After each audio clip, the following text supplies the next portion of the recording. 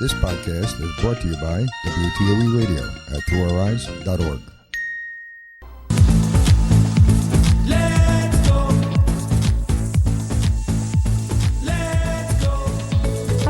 Cheryl Echevarria of Echevarria Travel, your one-on-one travel agent, making your travel dreams come true. Home of the independent traveler. Whether you're sighted, blind, or disabled, whether you use a cane, guide dog, or sighted guide, Echevarria Travel will get you there safely. Come and learn more about traveling independently. Come with me, let's go. Come with me, let's go. Come with me, let's go. Come with me, let's go.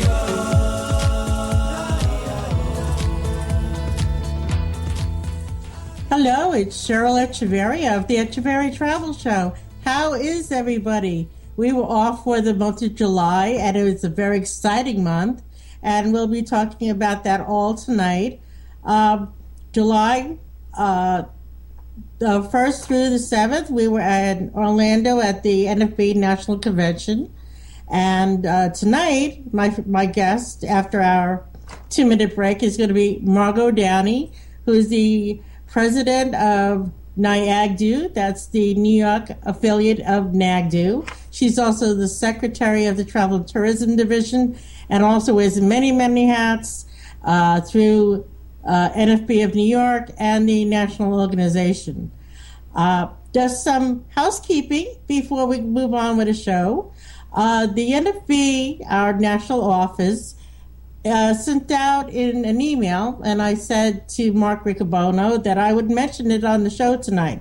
There is a national survey about travel that went out right after the convention, maybe about a week ago, and they'd like to find out from all of us, good or bad, how our travel was getting back and forth to national convention, whether you took a train, you took a plane, you took a bus. We need to know about it. And the website that you can go to take the survey is www.nfb.org/travel survey, which is TRAVELSURVEY. And I'd just like to mention the Echevarria Travel Show is part of the WTOE family of shows that come to you every Wednesday of the month. And that's run by the Northeast chapter of the NFB of New Jersey. And to make donations, because we are a nonprofit organization and we run on fundraisers and money and all that. If you like our show, please make some donations so we can bring you all these great shows every month. And to send a donation, you can send it to 254 Spruce Street, Bloomfield, New Jersey, 07003. Also remember, this is a live call-in talk show. We'd love to hear from you. Pick up the phone and say hello to us. The calling number is 1-800-572-0141. And when we come back after our first 2 minutes, I'm going to bring up Margot Downey, and we'll be talking about some issues that happened while getting to and heading back from convention in Florida that had related to guide dogs and cane users. So stay tuned with us. We have a very exciting show tonight, and hurry back. We can't wait to hear from you, and you'll hear from us tonight.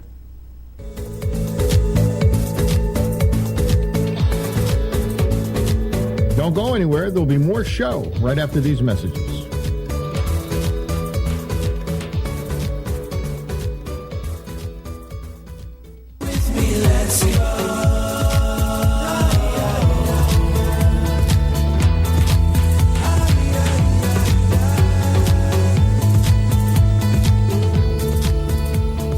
And we're back. As I was saying, before we went to break, we were at the 73rd National Convention of the NFB in beautiful Orlando, Florida. And I got to see one of my good friends from here in New York, Margot Downey. Margot, are you there? I am here, Cheryl. Hello, everyone. And I'm so glad you were able to come on the show tonight. I'm very happy about that. I've been trying to get Margot to come on for a while now. Margot wears many hats within the NFB, and what I like to do, Margot, with my guests is to have our audience know about who Margot Downey is. So I'd like you to take, a minute or two and, how long you've been with the NFB, what divisions, what do you do within up in Buffalo and all that. So let's hear a little bit about yourself tonight. Okay, well, I live in Buffalo, New York. I'm originally from Texas. I've been in NFB since 1979. That was a long time ago. My first convention was in Miami, Florida. And I served as secretary of the Louisiana affiliate for a little while. And I've been in NFB in various cities. The latest, of course, being Buffalo, New York. I'm in the National Federation of the Blind of New York Buffalo chapter. And I am president of the New York Association of Guide Dog Users and also a board member of the National Association of Guide Dog Users, secretary of the Travel and Tourism Division, and I'm also a board member of our NFB Seniors in Charge division, and also on the state board of the NFB of New York and the chapter board. It was just elected to the chapter board of the Buffalo chapter of NFB, and I am so proud to be a member. I think we have really moved the progress for blind people much forward for ourselves. And I think we do a lot of good things, and it's remarkable to stand on the shoulders of great leaders, and hopefully we'll have some strong shoulders for the next generation to stand on as well. Another thing about me that doesn't have to do with NFB is I was just nominated by Governor Andrew Cuomo and confirmed by the State Senate of New York as a commissioner on the Board of Commissioners for our Public Transit Authority, which is called Niagara Frontier Transportation Authority. We're in 3 counties. We take care of bus, metro rail. We take care of 2 airports and some properties.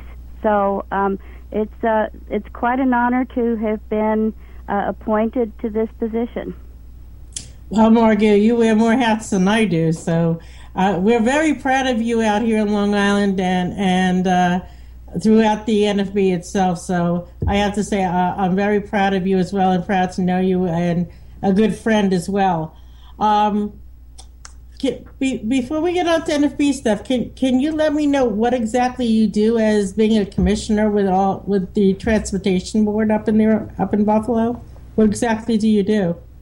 Oh, well, we have committee meetings and board meetings once a month, and basically we deal with all aspects of the Transportation Authority operation. We make final decisions on whatever NFTA brings to us to make decisions on. We get information about everything from finances to surface transportation. Right now, Main Street is getting traffic on it, whereas before just the Metro Rail ran on it, but now it's getting traffic. So there's a lot of construction and redoing the track beds for the trains so cars and trains can go on the same street. So that's a big project, and we have an expansion at the airport. So a lot of things are going on with us, little things, big things, and it's just a very exciting time. And my position as a commissioner is slightly different in that I was appointed to represent the transit dependent, and that means people with disabilities. It means perhaps homeless, somebody who's temporarily transit dependent because their car broke or something happened. So I represent the transit dependent, and so right now my goal is twofold at this moment. That is to go to various meetings of external groups, meaning groups that would have something to do with the transit dependent, and get try to understand better their issues and concerns, dreams, etc. And then my other goal is to bring NFTA and all these groups together, and not just in the advisory committees we have, and not just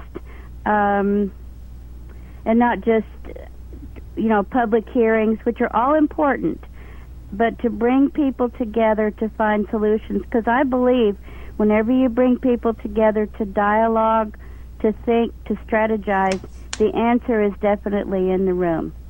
Correct. Now, I'd like to move on to, we're going to move around to different topics, and especially one of the main topics we had some issues with was with guide dog users, especially you and some other people up in Buffalo who had some issues with the airlines coming and going from the National Convention.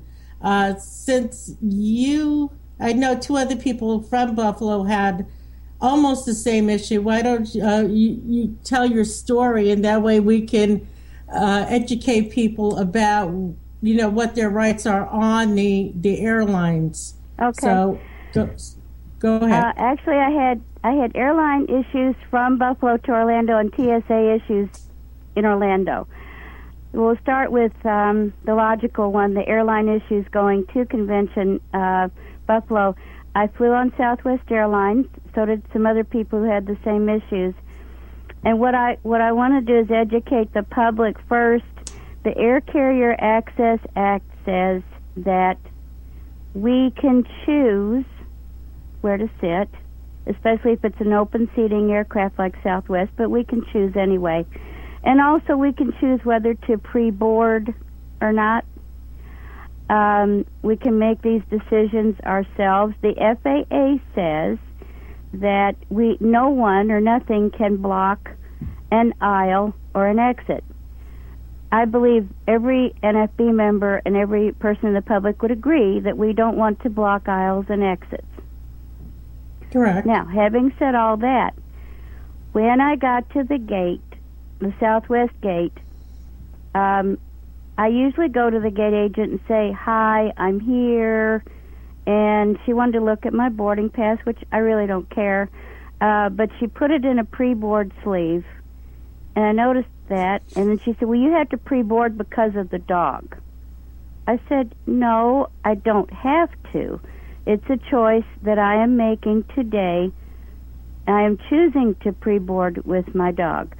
So I gave her the sleeve back and took my boarding pass and went down and got onto the plane. My dog and I independently went down the jetway, got onto the plane, and then so I put my bags up, the carry-ons, and I was told by a flight attendant that I would have to sit in the bulkhead seat.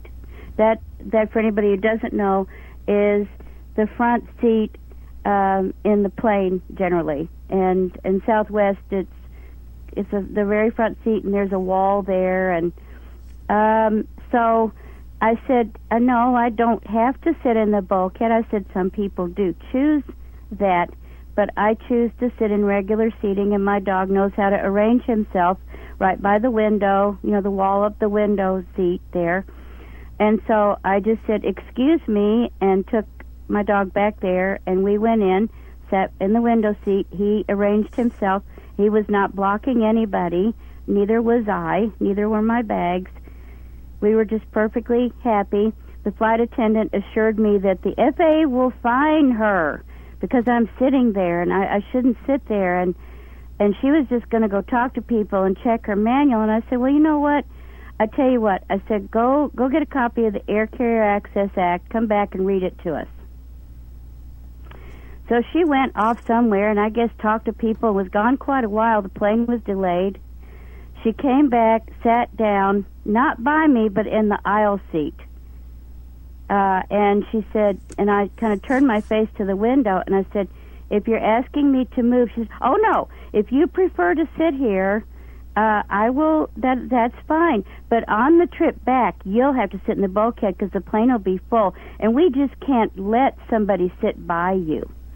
And I admit that I got a little bit upset and was rather inappropriate. I said, well, I do bathe daily, but which was kind of inappropriate, but okay. But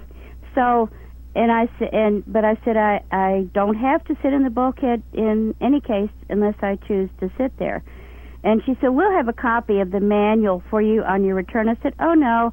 I said, while I'm playing in Orlando and at convention, I said, I'll have plenty of time to call the Department of Transportation and talk to them and file a complaint against you. And I'll also have time to call Southwest, and we're going to try to get this settled. So anyway, I sat where I sat. Nobody sat by me. Nobody was permitted to.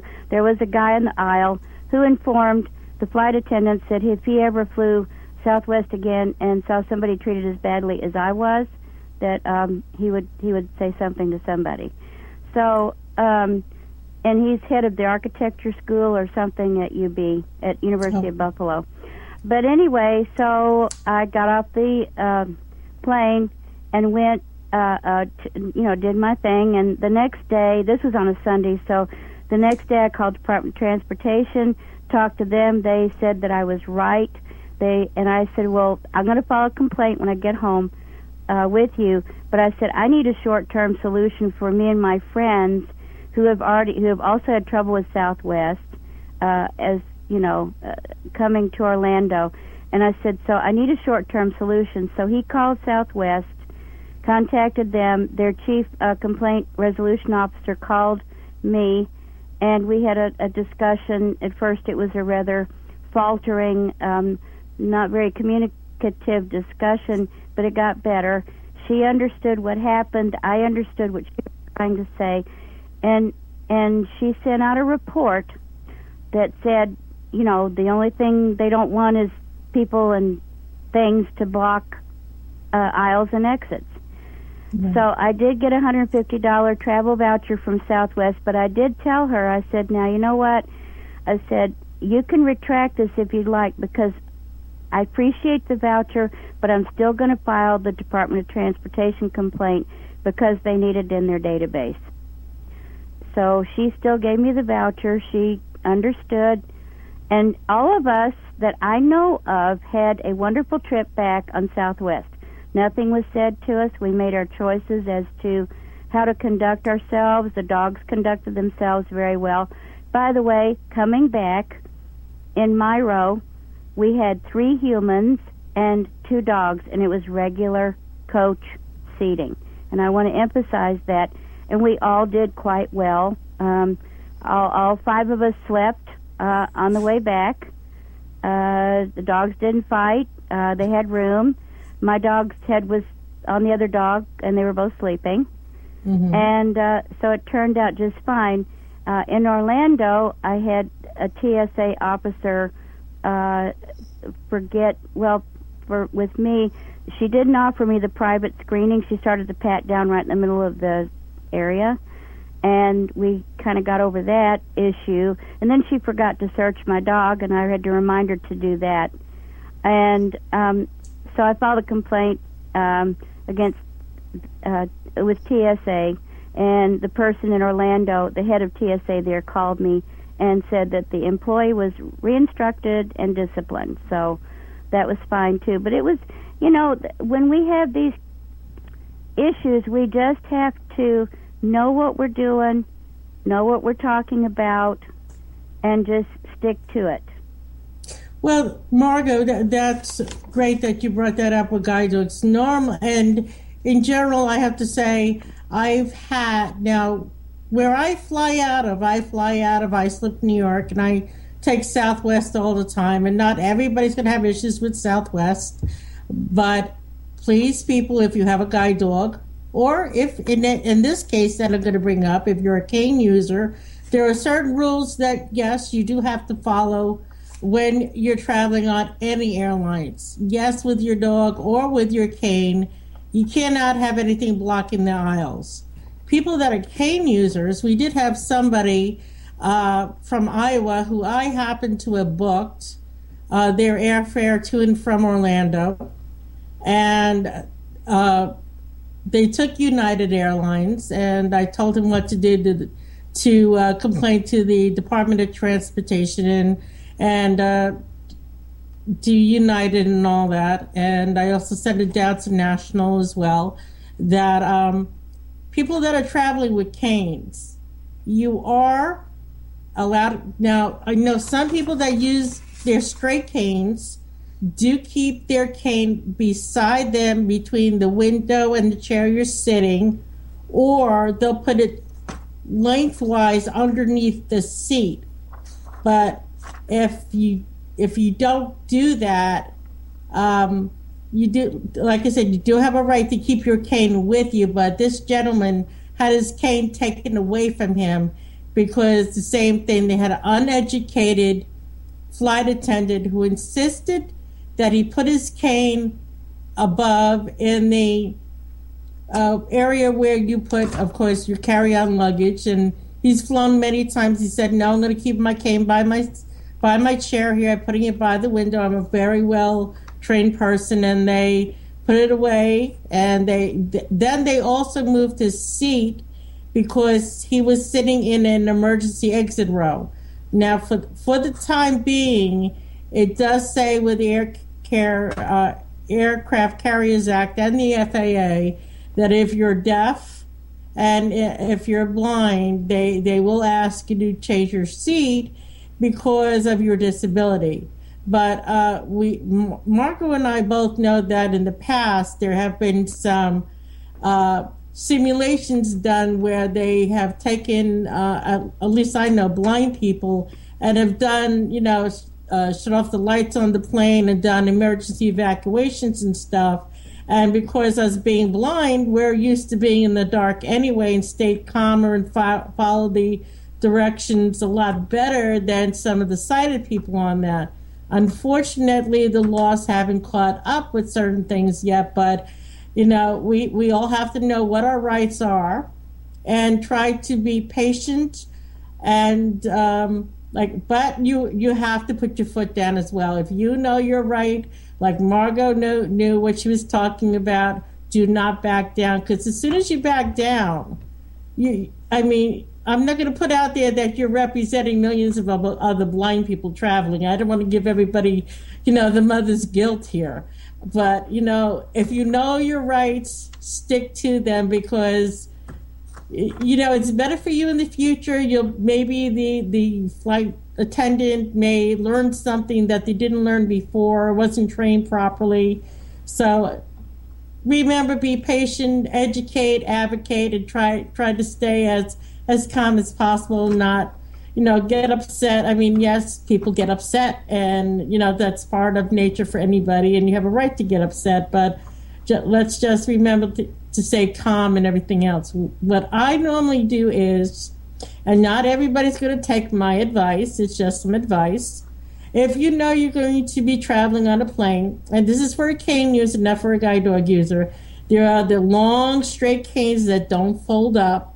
There are folding canes, and there are the telescope canes. Now, I have 3 different kinds of canes. I got one that doesn't fold up, and I have one telescope, and I have a folding cane. If you know you're going to be traveling by plane, and it's just a suggestion, maybe bring your folding cane with you or your telescope cane, so that way you can put it in your bag and nobody will know the difference. So if you're concerned that somebody might take your cane away from you, I would just suggest folding it up and putting it away. If you need to get it to go to the bathroom or move around, then you can take it out of your bag. But, during landing and takeoff, they really need that stuff out of the way. Okay. So, Margot, when we come back from break, and we're coming to our 5-minute break here, before we go to break, we're going to talk about our trip to Walt Disney World. And I'd also like you, since you're on the board of NAGDU, to talk about the AZA, which is the accreditations for zoos and aquariums, which Mr. Sloan spoke at both the Travel and Tourism and at NAGDU, and I thought that he was very informative about our rights and about the AZA. So, do you want to give us a little highlight on that before we go to break? on both Disney and AZA? Well, let's start with the AZA, and then we could go slowly into Disney when we come back. Okay. So just give us a little highlight. Okay. The AZA is the Association for Zoos and Aquariums, and it's the accrediting body for zoos and aquariums. Zoos and aquariums, well, especially zoos, seem to have different policies regarding service animals.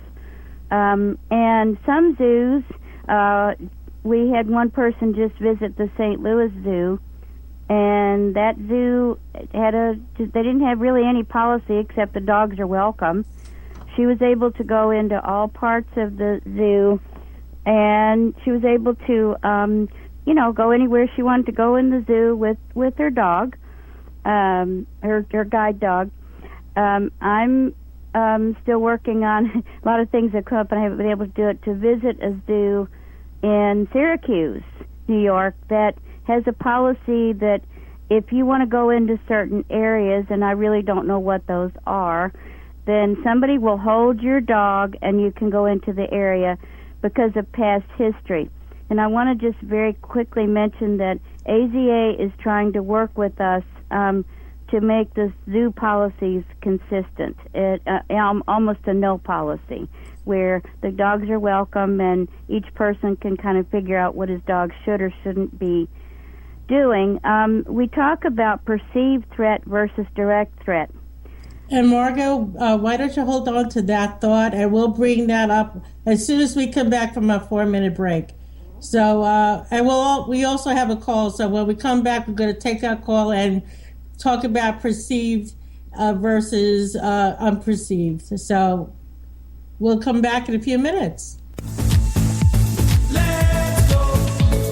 Hi, I'm Keith Zhao, your announcer here at WTOE Radio Network. We're going to take a little bit long with this break to save our files for podcasts. So don't go anywhere, because there'll be more of the Echevarria Travel Show in just a bit. Come with me, let's go.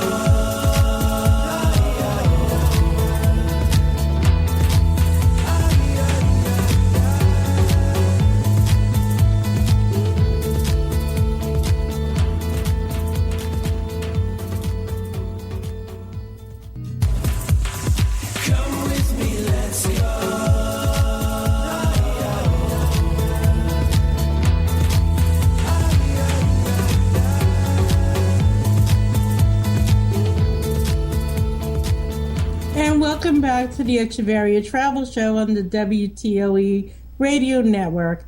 I just want to give some housekeeping before we move on to our guest caller and our guest, Margot Downey. We are a live show, so our phone number is 1-888-572-0141. I'm Cheryl Echevarria. I own Echevarria Travel, and that's spelled ECHEVARRIA Travel. And our number is 631-456-5394. And I'm a full-service travel agent, so we offer everything from pole to pole and everywhere in between. So, Margot, we have the president of the National Association of Guide Dog Users on the phone, Mr. Marion Guizdala. Marion, are you there? I am here. Are Hello, you there? Marion. Thank you for calling in tonight. Well, it's my pleasure. I've been enjoying listening to the show, and Margot does a great job at advocating for herself and is a good role model for others to follow. Yes, she is. Any other advice you could give us of anything we have missed or anything from what we've been talking about so far? I can't think of anything I would add.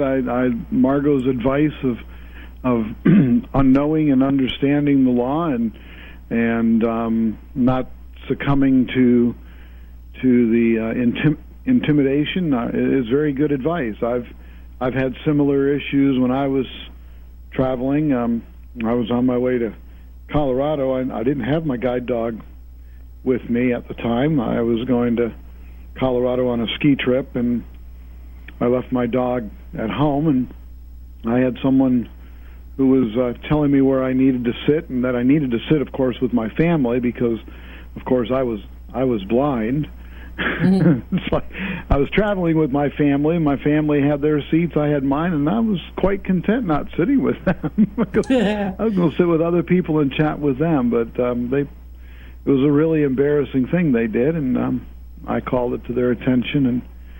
And it doesn't matter whether you have a guide dog, a cane, or what. It seems like the airlines make up the rules as they go along. So it's really important to be aware and understand the law and know what your rights are under the law.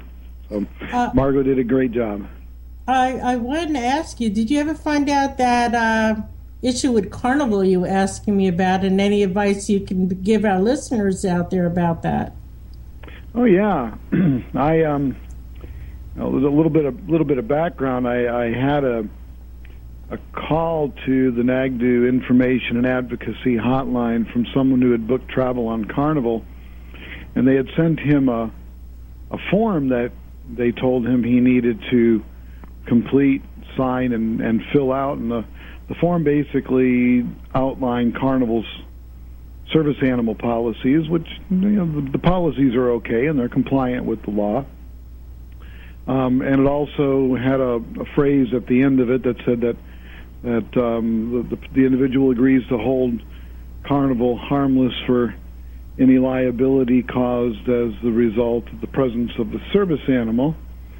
And he was told he had to sign that 30 days before he traveled, and was also told that he needed to provide Carnival with vaccination records for his dog 30 days before he traveled. So I contacted Carnival by email, and at first didn't get a response, so I called them and spoke to them, and they told me yes, it was their policy that they need to have this form completed. So I presented to them the implementing regulations of the ADA and what the law had to say about unequal benefit, and said unless you're going to have everyone sign this form, no other individual needs to sign it because of their disability.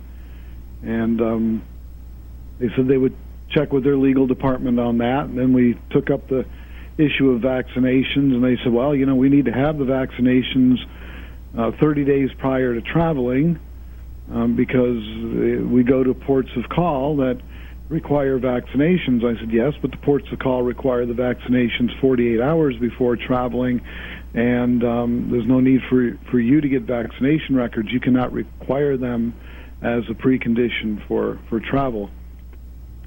So I did get replies back to those two issues, and they admitted that their policy was incorrect, and that they were going to change the policy. So now we need to see if they're really going to do that. So if we hear of anybody who's booking travel on Carnival Cruise Lines and has a service animal, we want to know whether or not Carnival got the message or not. Now, Marion, since you're the president of the National Association of Guide Dog Users, or NAGDU, would you like to give out the hotline number? Sure. I'm always wanting to give out the hotline number far and wide. It is 888-NAGDU, N-A-G-D-U 411, which is 888-624-3841. The extra one is just, an extra one. Oh, and by the way, Cheryl, we got 16 followers now on our Twitter page. How are you doing? I don't know how much more. See, we have a little bit of a competition going on, and what is going on is that both NAGDU and the Travel and Tourism Division now have Twitter pages, and we're trying to compete against each other to see who would get the more followers. And in the first day, NAGDU has 15 followers, and we've had 16 Twitter now. Oh, excuse me, 16 now. And we've had ours for a couple of months, and we're only at 26. So maybe this will encourage people with travel and tourism to start signing up for our Twitter page. But it's a little fun thing we're trying to do and getting people involved with NFB and our divisions just to get them following. But it's all about great fun. And Marion, I want to thank you for calling in tonight. And I would love to have you all to myself on one of my shows, just talking about traveling with guide dogs.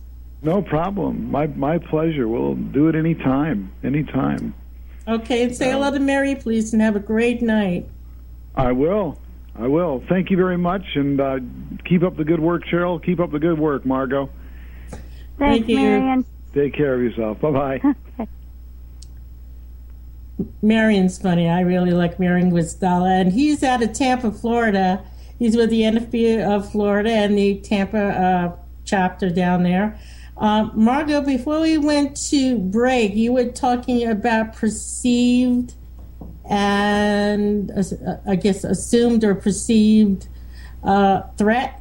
Can you go a little bit into that? Right. The ADA, the Americans with Disabilities Act, says that allergies and fear are not reasons to keep a dog off of a conveyance or out of a public accommodation, out of a restaurant, what have you. So perceived threat, we were talking about zoos, they might perceive that the animals would get upset, dog would get upset, that a lot of things could happen that we have discovered do not happen. In fact, the animals often in a zoo are stimulated by a new animal there, and you would think, people think they might get upset, but actually it makes them happy because it's something brand new and it's an animal and they're curious, and so they tend to be a lot more active. So actually our service animals can even help the animals in the zoos become, more happy and active.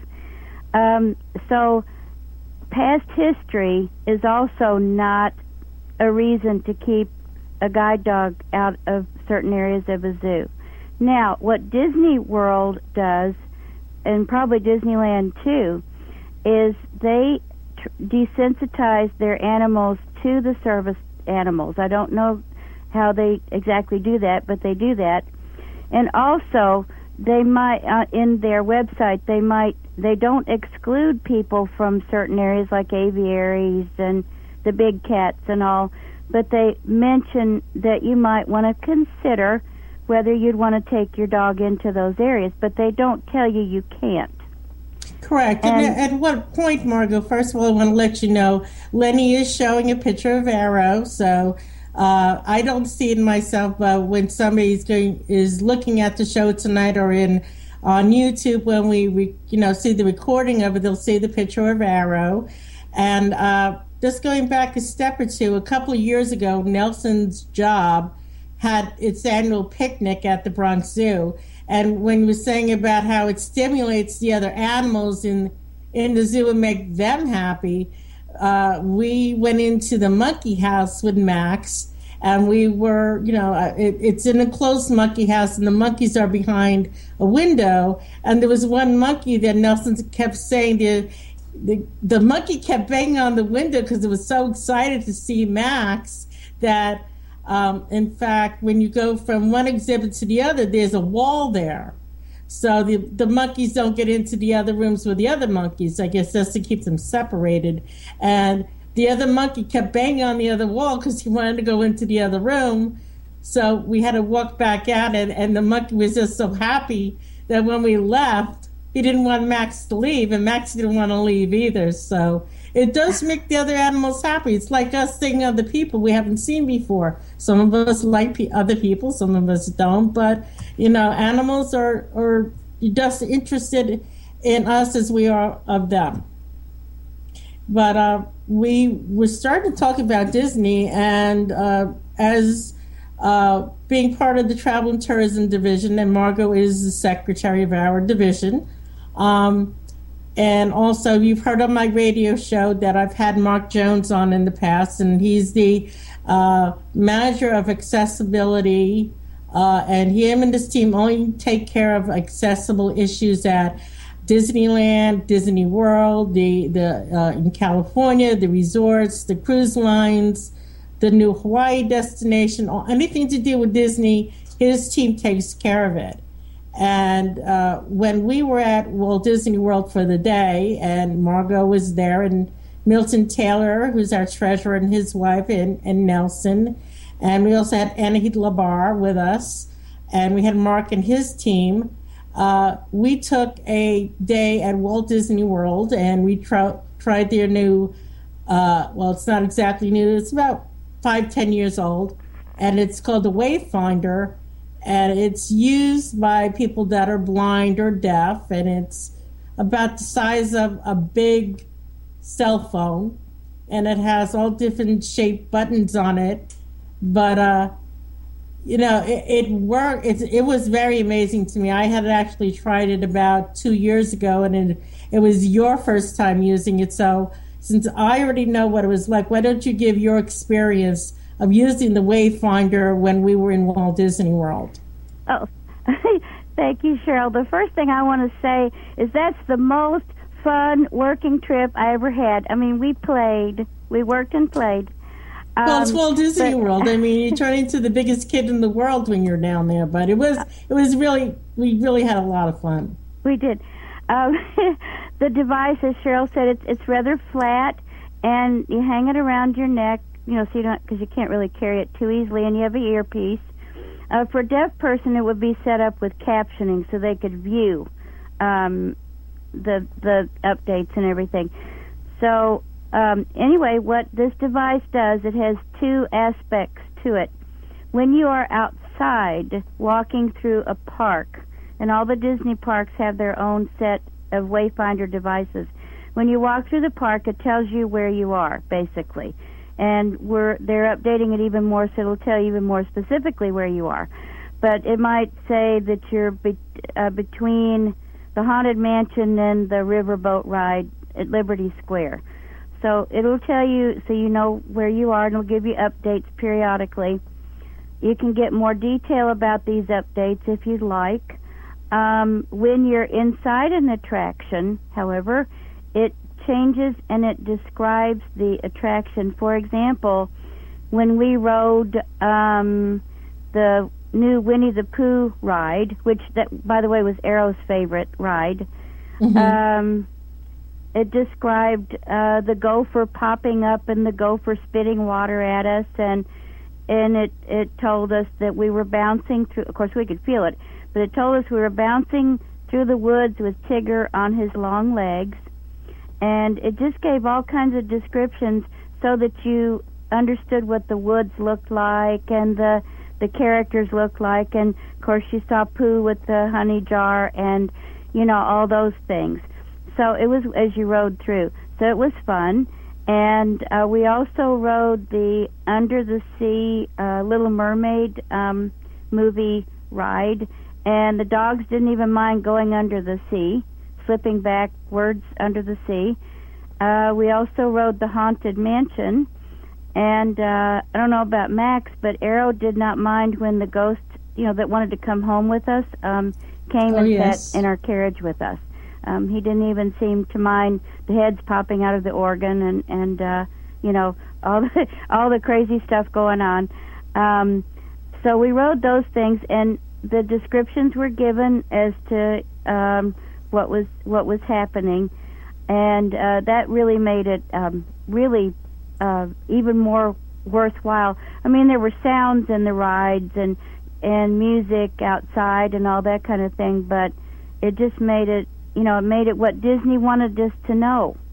Exactly. I mean, it was fully described. I mean, like you said, Winnie the Pooh, his head was sticking out of the honey pot. I mean, it actually told us that Winnie the Pooh's head was sticking out of the honey pot, or else we wouldn't have known that. It describes to you exactly what is going on the ride. Like in the Haunted Mansion, it tells you that the chair is turning around and you're going to feel like you're moving down the stairs backwards, like you're supposedly falling, but you're not. It's a fun ride. I don't want to scare anybody, but it explains to you that there's hands coming out of the coffin, or the ghost dancing in in the big hall and everything. So, in fact, I remember going to Disney about 2 years ago with my daughter, who today is her 24th birthday, so I'm saying happy birthday to my daughter.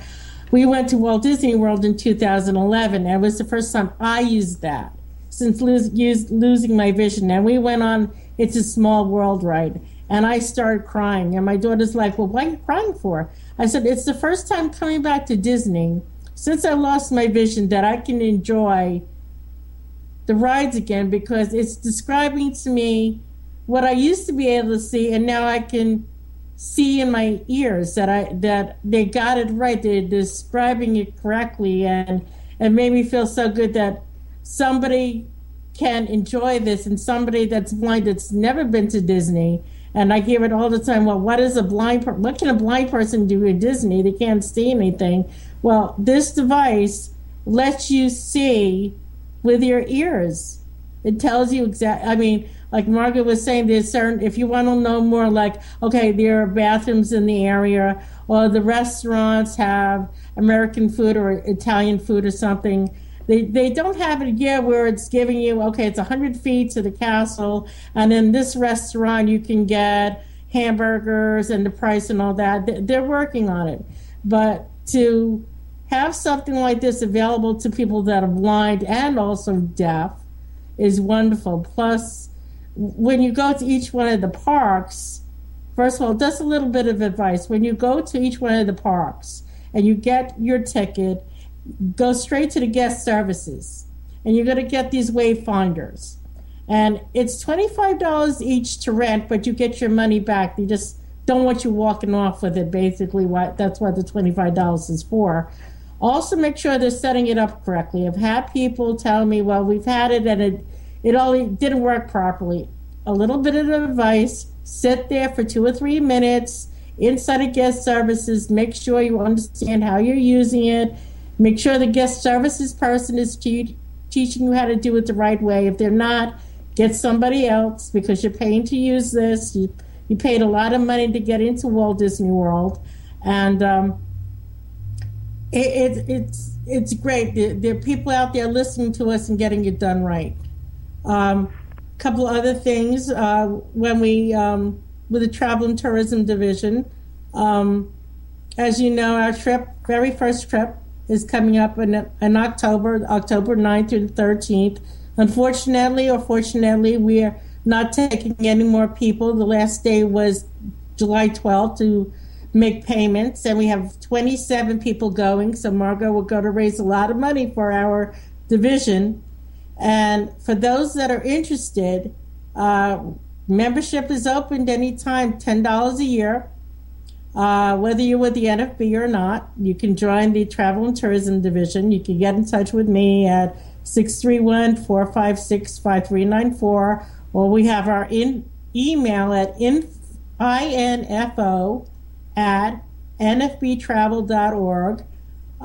We're having our very first teleconference meeting September 30th, and one of the first things we're going to be discussing is our trip for 2014. So we're going to do a trip every year with our division, since we're travel and tourism. We want to hear where our members want to go. We want to hear where we want to take this division in the coming, in the forthcoming year, and hopefully at National Convention 2013. I've already have dialogue going on with Margot and Marion Guizdala to do something with both NAGDU and Travel and Tourism there. So we'll be working very hard, and we hope that you that are listening will call in the future or come and join the division or any divisions within the NFB. And those that are sighted and not disabled, that you take back from these shows that are on every Wednesday to learn about the blind and what we do to educate and advocate for the blind here in the United States and abroad. Margot, it's 3 minutes to the end of the show, and I want to say thank you for coming on the show tonight. And we're definitely going to have you back on in the future, maybe when Marion comes back on as well. And but I want to thank you very much for being on tonight. Well, and I want to thank you for inviting me to be on your show, and I would be happy to come back. I'm sure Cheryl and I can always find something to talk about, and I'm sure that we could come up with other interesting tidbits of information or fun or whatever to talk about. And one thing I want to mention is, get involved in your community. Get involved in travel. Get involved in your local advisory committees for your transportation authority. Get involved if your airport has accessibility issues or people. So you can travel, but you can also get involved in the travel in your local community. Get involved with your taxi cab companies. Make sure that they know what the rules are. Start advocating so that your travel experiences, whether they're domestic, local, international, are the happiest experiences that you've ever had. Exactly, and that's what I try to bring here on the show every month, and that's what the NFB tries to do. Whether it's the travel tourism, NAGDU, the seniors, this is what we do every day. We wear many hats, and that's what the NFB does. So I want to, before I leave tonight, I just wanted to say that next Wednesday at this time, it's on the bright side with J.D. Devonshire and Jerry Marino at 8 o'clock p.m. Third Wednesday of the month is Joe Ruffalo, the president of the NFB of New Jersey, with Through Our Eyes with Joe Ruffalo. And then the fourth Wednesday of the month is Looking Good Without Looking with Linda Zaney Thomas and Joanna Bacan. So I want to say thank you to Lenny, and thank you, and I hope you have a great rest of the summer, and we'll see you in September. Take care and have safe travels, and good night. Good night.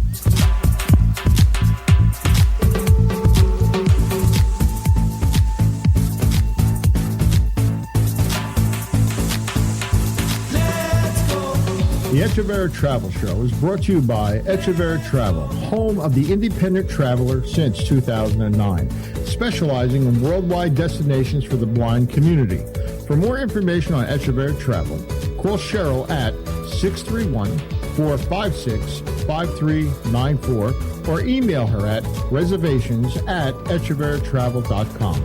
All words, ideas, and contents expressed on this show are those of Cheryl Echevarria and not necessarily those of the National Federation of the Blind, the Northeast New Jersey chapter, or the WTOE Internet Radio Network. Until next time, I'm Keith Zally. Let's go. Cruise like a Norwegian. The previous WTOE radio podcast is a commercial-free version of our live broadcast brought to you every Wednesday evening starting at 8 p.m. Eastern Standard Time at through THRUOureyes.org.